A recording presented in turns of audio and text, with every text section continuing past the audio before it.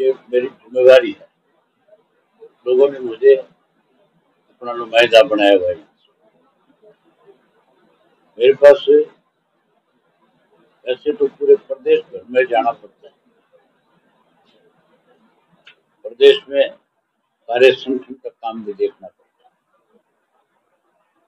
और भी बहुत सारी जिम्मेवारियां हैं जिनको निभाना पड़ता है।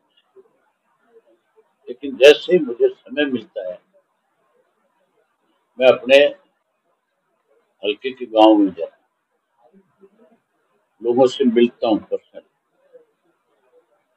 और लोगों के बीच में बैठ करके भाषण दे करके नहीं, उनसे पूछ करके कि आपकी क्या समस्याएं और है गांव की, जिन समस्याओं का मैं समाधान कर सकूं। और वो फिर अपनी तरफ से मेरे सामने गांव की जो दिक्कत है उसके बारे में जिक्र करते हैं और मेरा हर वक्त ये प्रयास रहता है कि उनकी समस्याओं का समाधान जल्द से जल्द। मेरा सामूहिक काम में विश्वास है। मैं आज तक जितनी दफा भी गांव में गया हर बार गांव के लोगों की जो भी कोई छोटी मोटी डिमांड होती है उसको पूरा करके आता। लोग तो सत्ता में रह करके भी इतना काम नहीं कर पाते जितना मैंने विपक्ष में रह करके सुविधाएं प्रदान करने का काम किया। आज भी लोगों को देने के लिए है। आज भी खुल करके पूछा है मैंने कि बताओ और क्या ऐसे काम है जिन गांव से आज भी दिक्कत है। गांव में दिक्कत अभी भी सबसे बड़ी दिक्कत गांव के अंदर जो है, जो मैं महसूस करता हूँ, एक अकेले मेरे हल्के की नहीं पूरे प्रदेश की, कि गांव के अंदर जो जोड़ में जो गंदा पानी जाता है उस पानी को जाने की वजह से सारे जोड़ बंद हो गए।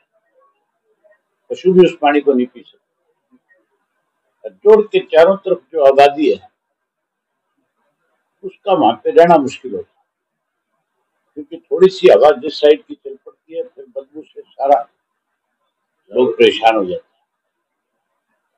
सरकार को सौंदर्यीकरण के नाम पे करोड़ों रुपए खर्च कर रहे, लेकिन सौंदर्यीकरण करने की बजाय वो पैसा खा गए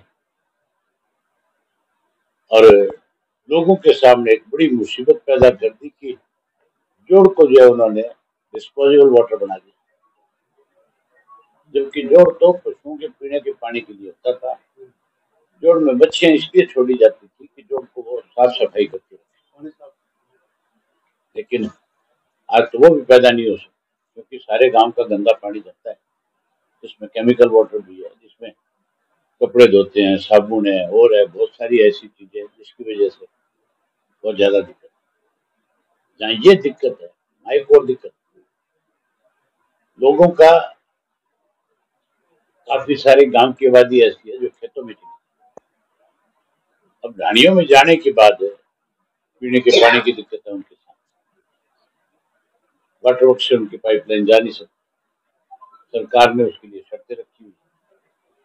बिजली की समस्या है, कहते थे ढाणियों को लाइट देंगे, लेकिन लाइट देने की बजाय उन्हें ट्यूबवेल के कनेक्शन के साथ जोड़ते हैं और वो 8 या 10 घंटे मिलती है, फिर बाकी पूरे टाइम जो है वो गर्मी से सर्दी से परेशान होते हैं। इन चीजों का समाधान होना बहुत जरूरी है। जहाँ सरकार गांव में सुविधा देती है, जहाँ शहरों में सारी सुविधाएं प्रदान करती है, वहाँ ढाणियों में रहने वाले लोगों को भी ये सारी सुविधाएं मिलनी चाहिए। उसके लिए कोई पाबंदी नहीं होनी चाहिए। हमारी गवर्नमेंट बनने के बाद हमने पहले भी कोई भेदभाव नहीं किया था, आगे भी नहीं करेंगे। सबको सुविधा प्रदान करेंगे, सबको सम्मान रूप से सारी चीजें उपलब्ध करा के देंगे। तो गांव में एक दिक्कत और है, स्कूल तो है, मास्टर नहीं है, उसकी वजह से बच्चों की पढ़ाई में दिक्कत। डिस्पेंसरियां बन गई, हमने बना दी। हमारे टाइम में स्वास्थ्य केंद्र बने थे, लेकिन अब उनमें स्टाफ नहीं है, उसकी वजह से भी दिक्कत। ये सब चीजें सरकार इन पे ध्यान देने की बजाय कांग्रेस वाले बीजेपी से हिसाब मांगते हैं, बीजेपी वाले कांग्रेस वाले से हिसाब मांगते हैं। अखबार की खबरें हैं, काम में विश्वास भरोसा नहीं। ना काम की बात कांग्रेस करती, ना काम की बात भाजपा करती। काम अगर किसी ने इस प्रदेश में किया तो 2000 से 2005 में चौटाला साहब के समय में सरकार आपके द्वार कार्यक्रम के तहत काम हुए, जिनकी आज भी लोग गिनती करते हैं। जितनी सड़कें एक गांव से दूसरे गांव को जोड़ने के लिए बनाई गई, वो 90% सड़कें हमारे राज्य में, 10% में कांग्रेस और बीजेपी के राज में बनी। जितने स्कूल अपग्रेड हमने किए, जितनी टीचर्स की भर्ती हमने करी, किसी ने नहीं की। जितना बिजली का सुधारीकरण किया, 24 घंटे बिजली मिलती, अब तो 8 से 10 घंटे लाइट है, उसमें भी बहुत सारे कट हैं, बहुत परेशानी है। अब लोगों को चौटाला साहब का राज याद आ रहा है। अब बहुजन समाज पार्टी और इंडियन नेशनल लोकदल पार्टी का गठबंधन, ये एक ऐसा गठबंधन है जो हर आदमी के गले उतरता है, जिसमें स्वार्थ नहीं है, जिसमें ये मान के चलो कि गरीब आदमी का सीधा लगाव और जुड़ाव है। उसकी सोच है कि अगर ये गठबंधन की सरकार बनेगी तो उससे आम आदमी को फायदा मिलेगा, ना कि चंद लोगों की सरकार हो। आज तो पूंजीपतियों की सरकार है। कांग्रेस के टाइम में भी पूंजीपति हावी था और भाजपा के टाइम हमारी सरकार बनती है तो जो बड़े घराने पूंजीपति जो लूट करके खाना चाहते हैं, उन पे अंकुश लगता है। आम आदमी को उसकी सुविधा मिलती है, उसको सहायता मिलती है, मदद मिलती है। अब राज बनेगा 7500 रुपये पेंशन, हर घर में एक गैस का सिलेंडर महीने की पहली तारीख को मुफ्त में देंगे, हर गृहिणी के खाते में 1100 रुपए देंगे। गरीब आदमी को 100 गज का प्लाट और उसके अंदर पक्का मकान बना करके देंगे। बिजली का बिल जो है, कोई 200 यूनिट माफ करने की बात करता है, कोई 300 की करता है। ये सिर्फ इलेक्शन के स्टंट्स। हम बिजली फ्री करेंगे, बिजली का एक पैसा बिल नहीं आएगा। मुझे सवाल किया था चंडीगढ़ में प्रेस के लोगों ने, कैसे कर दोगे? मैंने उनको बताया था आजकल सोलर पावर का जमाना है, सौर ऊर्जा का जमाना है, और 80% सब्सिडी है सोलर पे। उसमें भी लोग खाते हैं, उसमें भी कमीशन है, लगाने वाला भी पैसे लेता है, जिसको खरीद के लाओगे वो भी है, ठेकेदार भी खाते हैं। हम उस प्रथा को खत्म कर देंगे और जो सब्सिडी है उसका सदुपयोग करेंगे। हर घर के ऊपर सोलर जो है लगाने का काम करें। हम सोलर की बिजली जो है सरप्लस कर दें। केवल माप नहीं होगी, बल्कि जिसके घर पे सोलर की प्लेटें लगी हो, उससे उसको पैसा मिलेगा थोड़ा बहुत, क्योंकि उसकी छत यूज हो रही है, उसका एक तरह से किराया दिया जाएगा। बिजली तो फ्री होगी। ये सारी चीजें, सारी सुविधाएं सरकार बनने के बाद पहली कलम से पूरी। तो सर, आपने कहा कि बीजेपी का 10 साल का शासन रहा, कांग्रेस का 10 साल शासन रहा, अब 2024 में दोनों पार्टियों में क्या भविष्य देखते हैं? कोई भी पार्टी बहुमत में नहीं आएगी,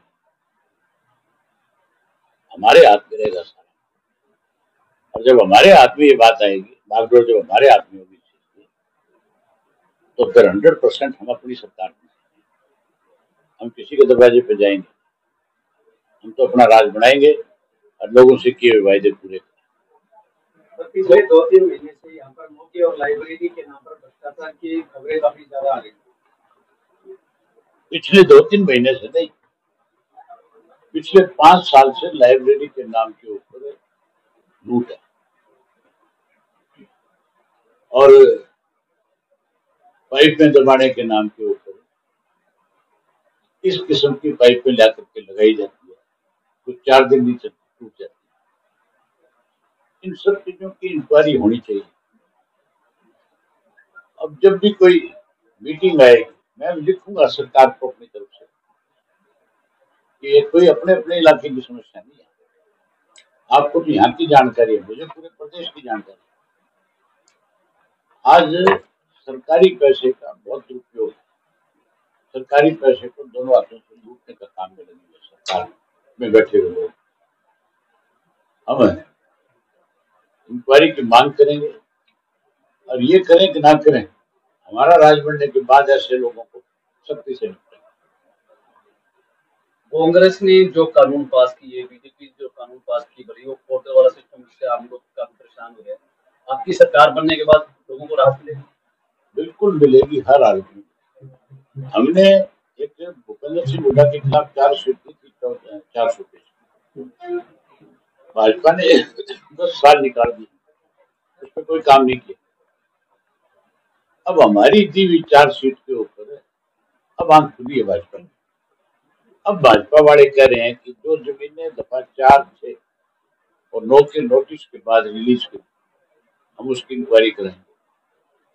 अब ईडी वाले उसकी इंक्वायरी में लगे हुए।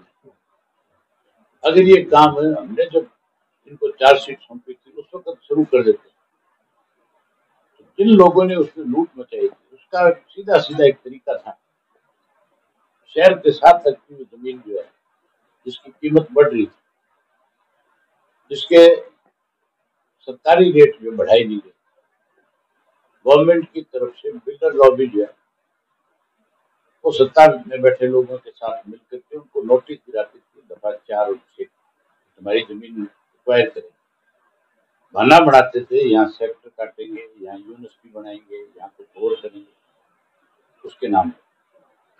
और उस जमीन को बिल्डर जब जाकर के उस किसान के साथ एग्रीमेंट करके खरीद लेता था तो उसको रिलीज कर देते थे, उसमें सिर्फ एक नोटिंग देते थे कि इसकी जरूरत नहीं है सरकार, इसकी हम इसको रिलीज कर।